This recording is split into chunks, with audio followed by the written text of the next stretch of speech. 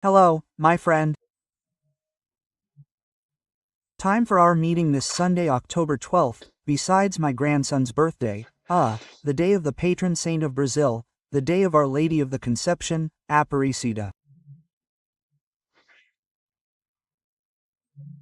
Our Lady of the Conception is the patron saint of my hometown, Cachoeira do Sul, Aparecida, because fishermen found an image there in the river and named it Our Lady of Aparecida, right? The image looks a lot like images we see in the Andes, in Bolivia, in Peru, right?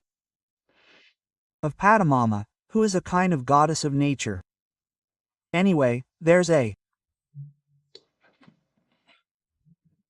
big pilgrimage, and besides a cyclist being run over, a police officer left his wife, a 4-year-old boy, and a 1.5-year-old girl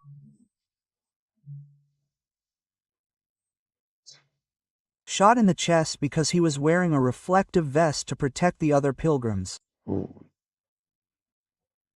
He, Romero, is walking to Aparecida for the second time, and they were robbing the pilgrims. And when he went to take off his backpack, the reflective vest appeared and he was shot in the chest. Military police officer Luis Guilherme Crispim de Oliveira. Today is Children's Day, that's why I mentioned my grandson. And guys, I saw a report today about girls' makeup, right? Childhood, children. And the children's makeup market is worth $3.9 million. According to Correio Brasiliense. My God. Everyone's discussing the adultification of children, but the report blames social media, forgetting. I'm a witness to when it started, right, on those children's programs on free-to-air television in the 80s. Right?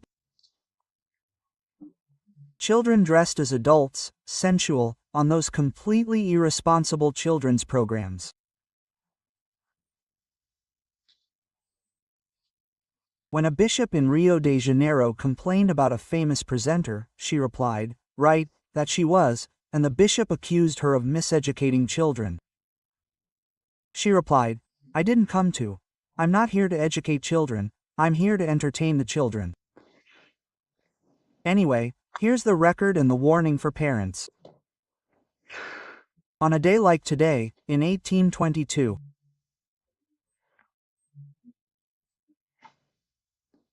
Pedro was proclaimed Emperor of Brazil. Later, he became Pedro IV in Portugal, right, as king. Well, that's what declared independence, right? Actually, it was his wife and José Bonifacio. Princess Leopoldina, when she was regent, already declared Brazil separated from Portugal, warned the prince, and then he made the gesture there at Ipiranga stream, right? Well, it was on September 7th, on October 12th there was the solemn proclamation, right? The coronation as Emperor of Brazil.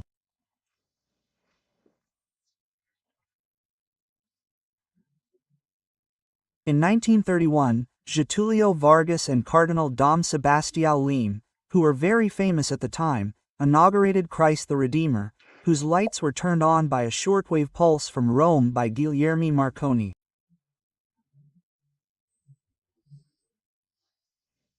It was a sign of progress. Hey, Christ is in Ardec. I'm in love with Ardec. Hey, it's concrete and covered in soapstone, a great work, a symbol of Brazil. And sad. In 1992, I was woken up in the early hours of the morning, with the news that the helicopter carrying Dr. Ulysses Guimarães, Dona Mora Severo Gomes, and his wife, right, and the pilot, had disappeared at sea.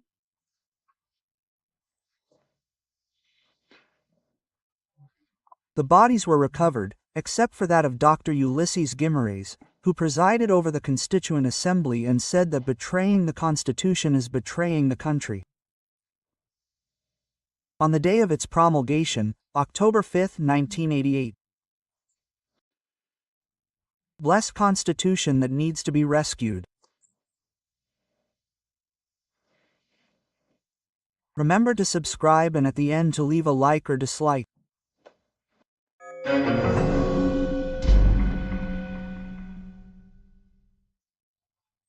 Well, President Lula has been in Rome since tomorrow, this Sunday, hey, and he'll be back tomorrow.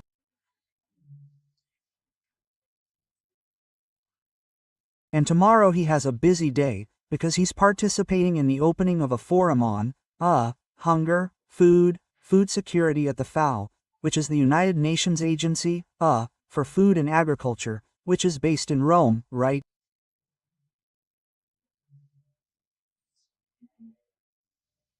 And then he has a reception with Pope Leo.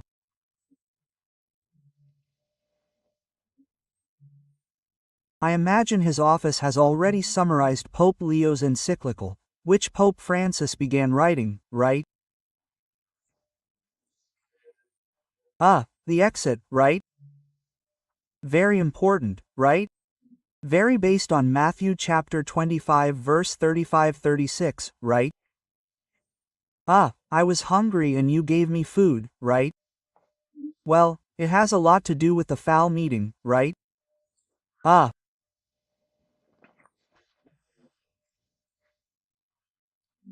This encyclical makes it very clear that the issue of hunger cannot be fought with politics, nor with liberation theology, nor with weapons, nor with revolution, nor with Marxism, nor with socialism.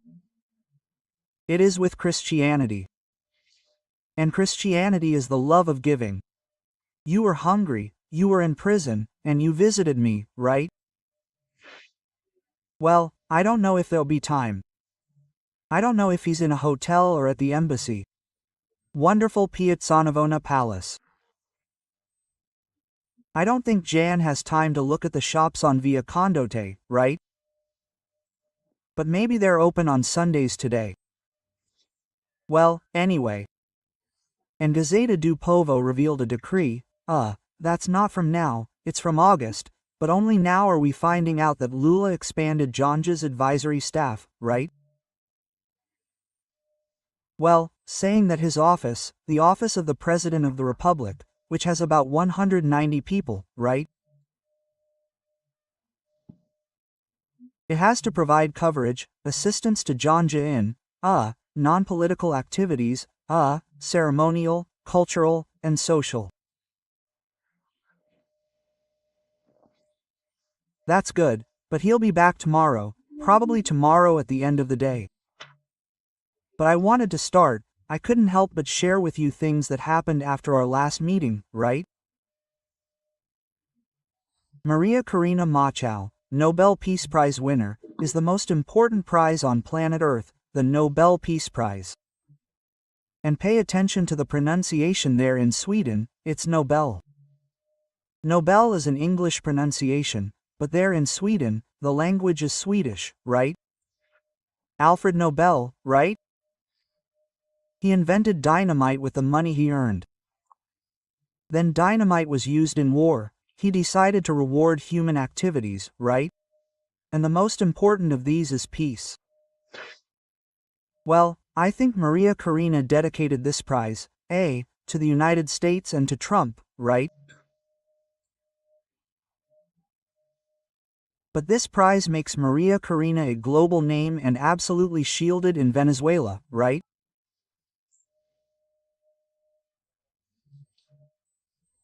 The Maduro regime won't dare lay a finger on Maria Corina, who is in hiding, persecuted. In fact, there's a very strong similarity between Venezuela and Brazil, which is becoming more Venezuelan.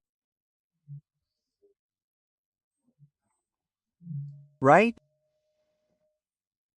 She went to the United States to denounce the Bolivarian dictatorship, and when she returned, she was considered a traitor. She was a congressman, and they stripped her of her mandate. Look at the similarities with Brazil. She would be president of Venezuela if Maria Corina hadn't been made ineligible. She can't vote for her, she's being persecuted. Well, they even mentioned that the ambassador is Raimundo, right? No, well, the ambassador is a refugee in Spain, right? Well, like that in Venezuela. So, there are political refugees, right? The economy of Brazil, of Venezuela, is sinking because, with all the oil they have, there's a regime that doesn't work, right? It doesn't work. And so there are all these similarities, right? Well, look at the justification for the Nobel Prize for her.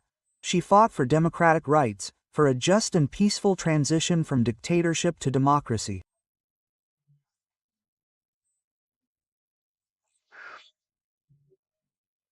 She keeps the flame of democracy burning amidst growing darkness.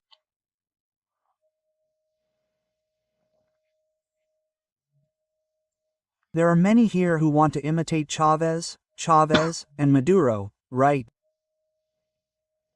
Who think the Venezuelan regime is wonderful. Well,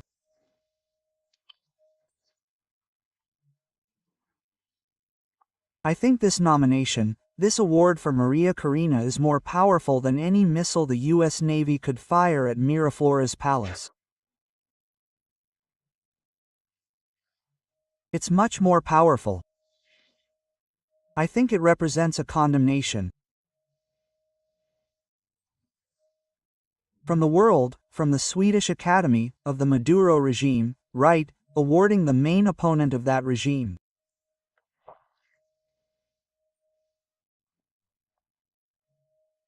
Well, she dedicated it to Trump, who is leaving, has already left for the Middle East, because Monday is a key day for the return of the hostages still held by Hamas.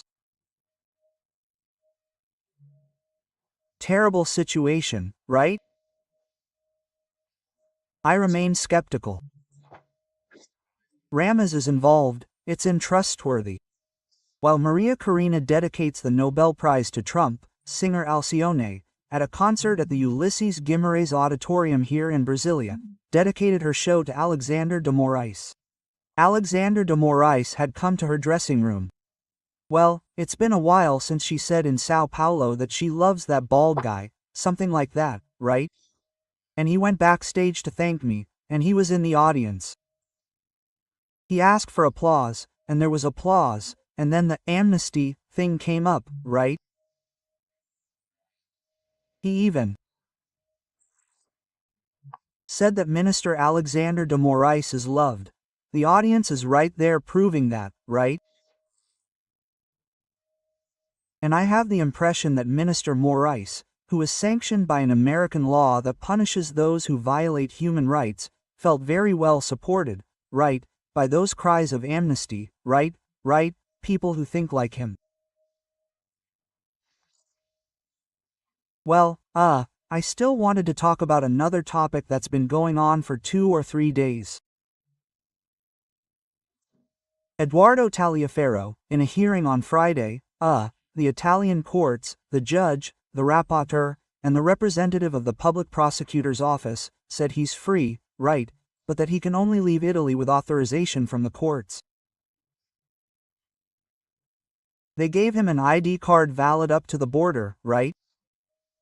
He won't be able to enter Switzerland, Austria, Slovenia, or even in that little corner of Trieste, right? Or France, or throw himself into the sea to Ioannado, Greece, or cross the Mediterranean to North Africa. No, he'll stay there, and it's a charming region. In fact, all of Italy is charming, right? But what's noteworthy is that, when his defense and he presented their reasons, the descendants of Roman law were left speechless. How could the judge himself, and whoever he worked for, and who would be the interested party, right, in those conversations that were recorded on the phone, who turned up at the police station and wasn't the one who handed them over, right? But how could the judge himself be the one requesting his extradition? They didn't understand that. That's impossible in law, right? Unless Roman law has already been abandoned, right? But that was the big question. Nobody believed it, right? Then there was this Felipe Martins thing, where he dismissed lawyers, Felipe Martins and the other one, and then backtracked. Now, to really backtrack, you have to go back to March 14, 2019, right? When the Doomsday Inquiry was created by Justice Diastafov without a public prosecutor's office, as mandated by the Constitution, and he directly appointed Alexander de Moraes as rapporteur, without a draw.